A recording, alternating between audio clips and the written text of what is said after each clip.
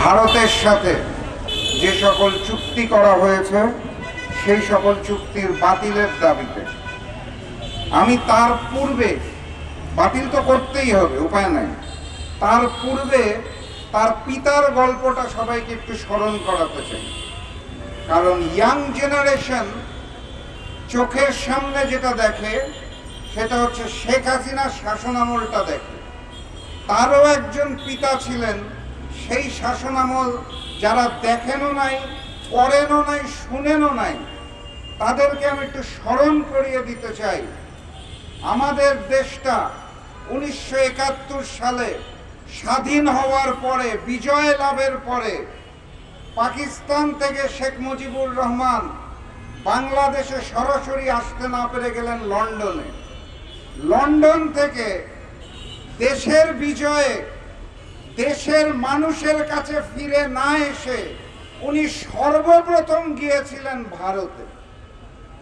বাংলাদেশের বিজয় উদযাপন করার জন্য শেখ মুজিবুর রহমান লন্ডন থেকে বাংলাদেশ না এসে তার বিমানকে অবতরণ করিয়েছিলেন ভারতের মাটিতে।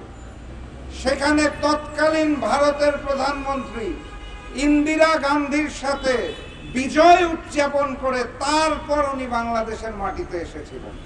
ইতিহাসটা মনে রাখতে হবে।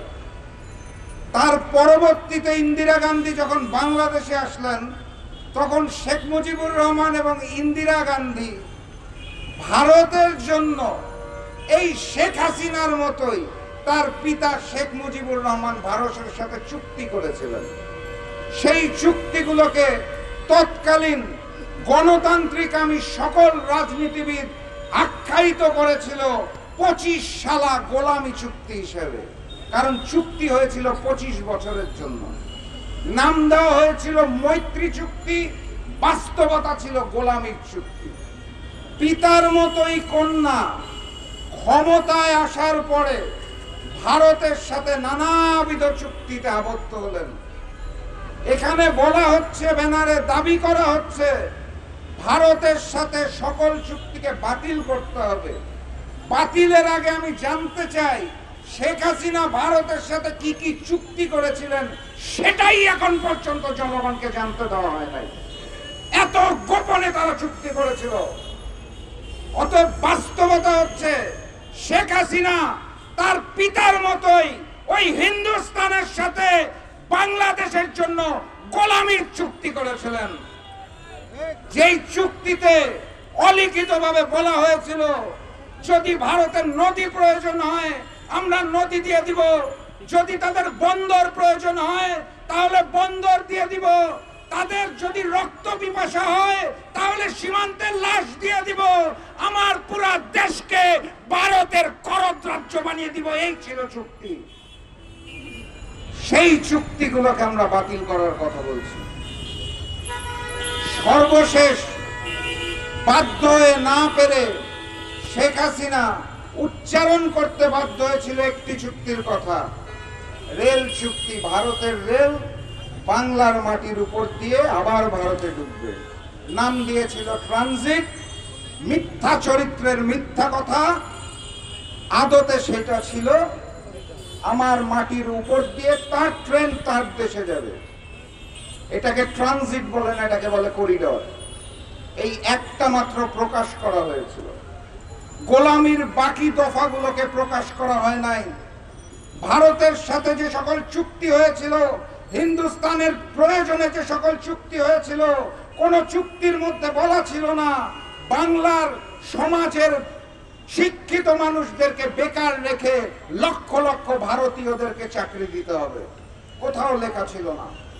যেহেতু গোলামির চুক্তি, ভারত এবং হিন্দুস্তান যা চাইবে তাই মাথা নত করে ওই দিল্লির তিলকওয়ালি মুখ্যমন্ত্রী শেখ হাসিনা ভারতের হাতে তুলে দিয়েছিলেন। যেই কারণে উনি নির্লজ্জের মতো বারবার বলেছেন ভারতকে যা দিয়েছি সারা জীবন মনে রাখবে। কথা সত্য, ভারত মনে রেখেছে এবং এই কারণেই শেখ হাসিনাকে এখন আশ্রয় এবং প্রশ্রয় দিয়েছে। শুধু শেখ হাসিনা নয়, ওই আওয়ামী লীগের বাকি যে সকল গুন্ডা পান্ডা সন্ডা ছিল সকলকে তারা এখন আশ্রয় দিচ্ছে। ভারতকে তারা এখন বানিয়েছে, নিজের দেশকে তারা এখন বানিয়েছে এই সকল গণহত্যাকারীদের নিজেদের আশ্রয়দাতা হিসেবে। কথাবার্তা স্পষ্ট। অন্তর্বর্তীকালীন সরকারকে স্পষ্ট ভাষায় জানিয়ে দিতে চাই, ভারতের সাথে কূটনৈতিক সম্পর্ক হবে সমানে সমান। চোখে চোখ রেখে কথা বলতে হবে, আঙ্গুল তুলে কথা বলতে হবে, মহান রব্বুল আলামিনের নামে শপথ করে সত্য কথা বলতে হবে। আপনাদের ওই ভারতের অখণ্ড ভারতের স্বপ্নকে আমরা ভেঙে চুরমার করে প্রয়োজনে খণ্ড খণ্ড ভারত সৃষ্টি করব। বাংলাদেশের দিকে চোখ তুলে তাকাবেন না। বাংলাদেশ যুদ্ধ করতে জানে, বাংলার মানুষ রক্ত দিতে জানে, বাংলার মানুষ প্রতিবাদ এবং প্রতিরোধ করতে পারে। আপনাদের দালাল আওয়ামী লীগকে যেভাবে প্রতিরোধ করা হয়েছে একইভাবে আপনাদেরকেও প্রতিরোধ করা হবে ইনশাআল্লাহ। বাংলার মাটিতে হিন্দুস্তানের আধিপত্যবাদ চলবে না, চলতে দেওয়া হবে না ইনশাআল্লাহ। সেই স্বর্ণালী এবং স্বপ্নালী স্বাধীনতা এবং সার্বভৌমত্ব আমাদের পরবর্তী প্রজন্মকে দিয়ে যেতে হবে। সেই শপথ নিয়ে আজকের মতো বিদায় নিচ্ছি। বিজয়ের পথযাত্রা শুরু, জীবন অথবা মৃত্যু। আসসালামু আলাইকুম।